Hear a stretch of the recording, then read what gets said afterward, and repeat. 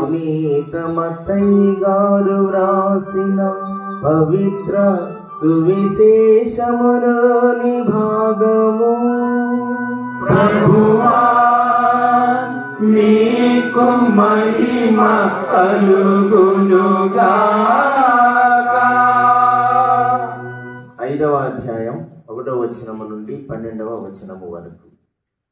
యేసు ఆ జన సమూహములను చూచి పర్వతమును ఎక్కి కూర్చుండెను. శిష్యులు ఆయన చుట్టూ చేరిరి.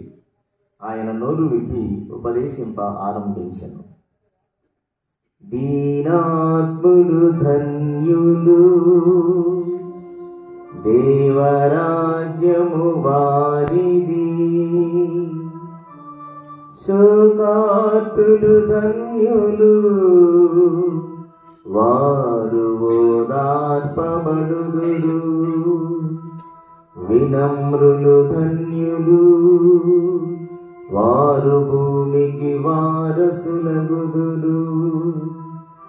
నీతి నిమిత్తము ఆకలి దప్పులు గలవారు ధన్యులు, వారు సంతృప్తి పరుపబడుదురు. దయామయులు ధన్యులు, వారు దయను పొందుదురు. హృదయ శుద్ధి కలవారు ధన్యులు, వారు దేవుని దర్శింతురు. శాంతి స్థాపకులు ధన్యులు, వారు దేవుని కుమారులనబడుదురు.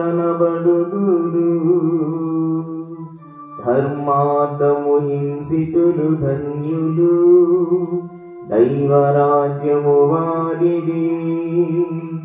నా నిమిత్తము ప్రజలు మిమ్ము అవమానించినప్పుడు, హింసించినప్పుడు, నిందారోపణగా వించినప్పుడు మీరు ధన్యులు.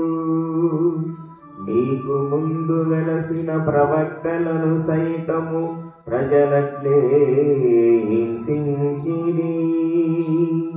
పరలోకములు మీకు గొప్ప బహుమానము కలదు. కావున మీరు ఆనందపడుడు,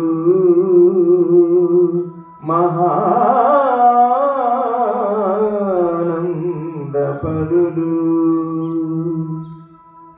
ఇది క్రీస్తు సువిశేషము. క్రీస్తువా నీకు స్తుతి కలుగునుగాక.